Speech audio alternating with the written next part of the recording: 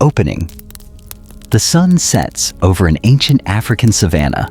A group of early humans huddles around a freshly killed antelope. But what you're about to witness might turn your stomach.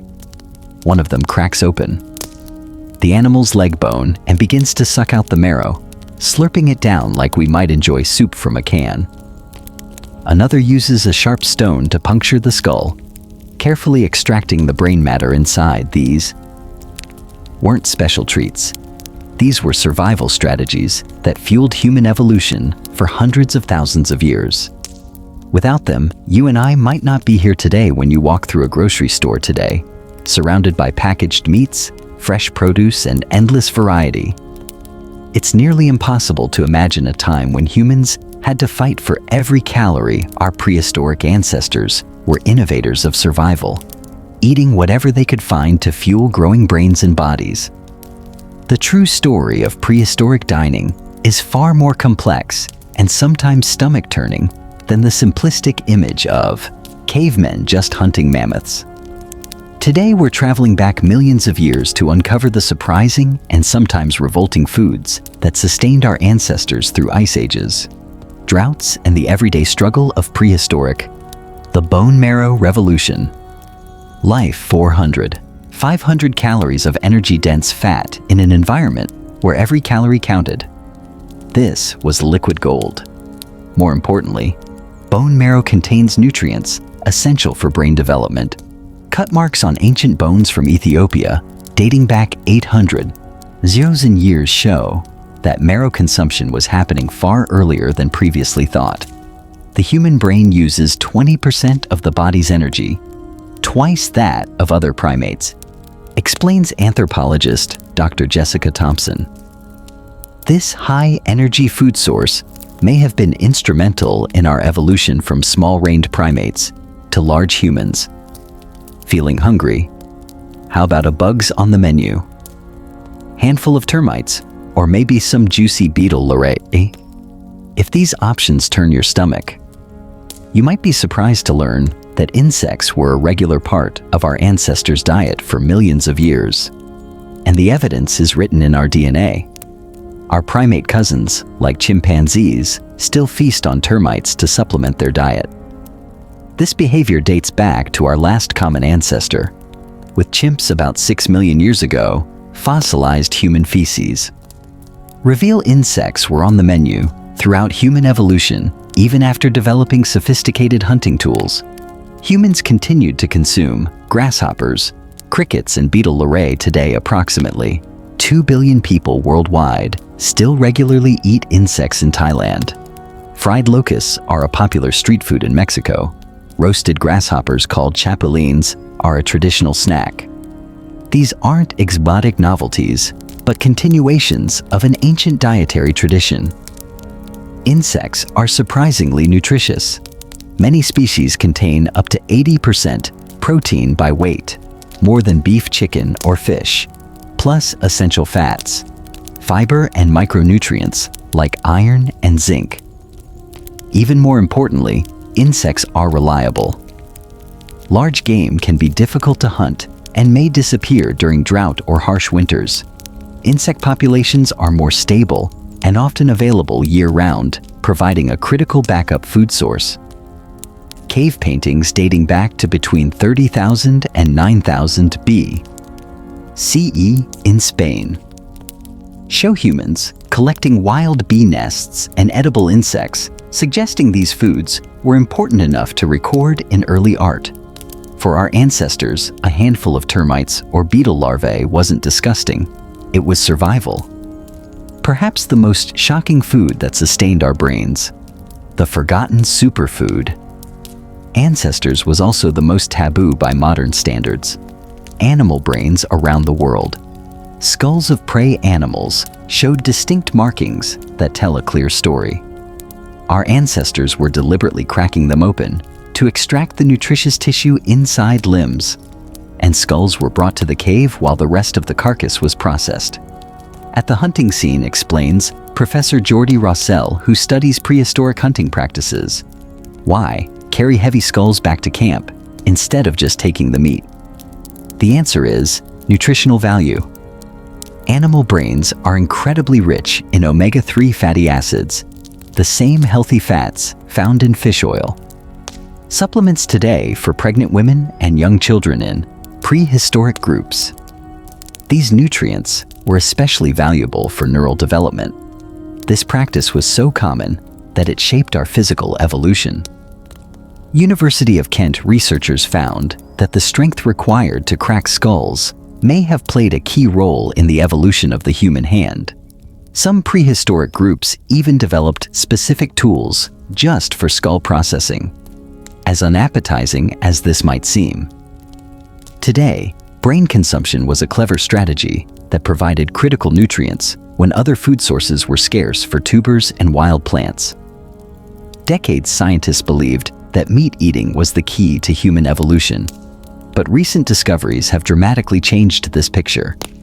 In April 2024, researchers studying remains from a cave in Morocco found that hunter-gatherers from 15,000 years ago weren't primarily meat eaters. Instead, plants were their main source of protein. Wild tubers, starchy underground roots, were a critical food source for early humans' teeth. From prehistoric humans show evidence of everything from wild yams to cattail roots and water lily tubers. Today, in Tanzania's savanna woodlands, there are about 40,000 kiloliters of tubers per square kilometer, an abundant resource that would have been available even during poor hunting periods. But raw tubers are tough and fibrous. The game changer came when humans mastered fire cooking, maybe linked to the rapid increases in brain size that occurred from 800,000 years ago onwards, explains Dr. Karen Hardy, who studies ancient diets. Cooking breaks down tough plant fibers and makes starch more digestible, unlocking calories that would otherwise pass through the body. Unused, this revolution allowed our ancestors to extract more energy from the same foods. At Shanidar Cave in Iraqi Kurdistan, tiny food fragments show Neanderthals were cooking wild plants with herbs, including wild mustard, one of the earliest known seasonings as far back as 70,000 years ago. Our ancestors weren't just surviving on plants. They were creating prehistoric cuisine when we mammoth meat. Think of prehistoric humans. We often picture them hunting mammoths, those iconic Ice Age giants. And there's good reason for this image. Recent research on a prehistoric infant, known as Anzac-1, found in Montana, revealed that mammoth meat wasn't just an occasional feast. It was a dietary staple. Chemical analysis of his bones showed mammoth meat made up about 40% of his mother's diet for Ice Age hunters living 13,000 years ago. These giant beasts were walking supermarkets. A single mammoth could feed an entire community for weeks. But hunting these massive animals wasn't just about food. The bones, tusks, and hides had countless uses. The focus on mammoths helps explain how Clovis people could spread throughout North America so rapidly. Notes archaeologist James Chatters, with such a reliable and abundant food source, humans could travel farther and faster than ever before, fueling one of the most dramatic migrations in human history. Prehistoric food preservation. One of the greatest misconceptions about prehistoric humans is that they only ate fresh foods. Archaeological discoveries reveal they were experts at food preservation, allowing them to survive during lean seasons in colder climates. Prehistoric humans used freezing temperatures to their advantage in Arctic regions. They dug storage pits in the permafrost where meat could be preserved for months. Others used smoking, drying, or fermentation to extend the life of their foods. Perhaps most surprising is the evidence that early humans in Europe were making a form of crude butter as far back as 8000 BCE. Animal fats, stored in waterproof containers made from animal bladders or skins, could last for months. Without spoiling, these preservation techniques weren't just convenient. They were essential for survival during winter months or drought seasons when fresh food was scarce. The story of prehistoric.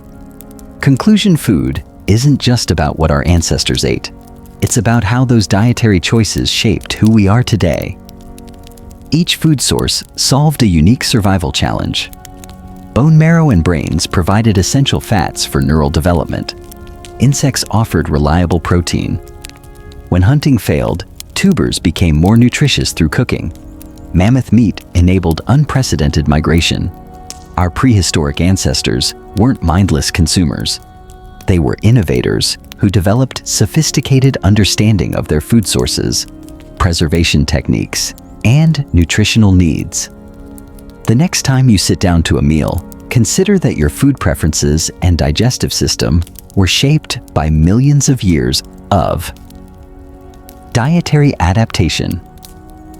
Your ability to digest starch, your taste for fat, and even the shape of your hands reflect an ancient relationship with food that began long before recorded history. The shocking foods that sustained our ancestors may turn our modern stomachs, but they helped create the world we inhabit today. Scientific understanding of prehistoric diets continues to evolve as new technologies allow us to extract more information from ancient remains. Stable isotope analysis can determine precise ratios of plant versus animal foods. In prehistoric diets, dental calculus, hardened plaque on teeth, preserves microscopic food particles for thousands of years, revealing exactly what individuals ate during their lifetimes. These advances show that prehistoric diets were far more varied and regionally specialized than previously thought. From coastal groups relying on shellfish to inland hunters tracking large game, human dietary adaptation has always been about exploiting local resources effectively.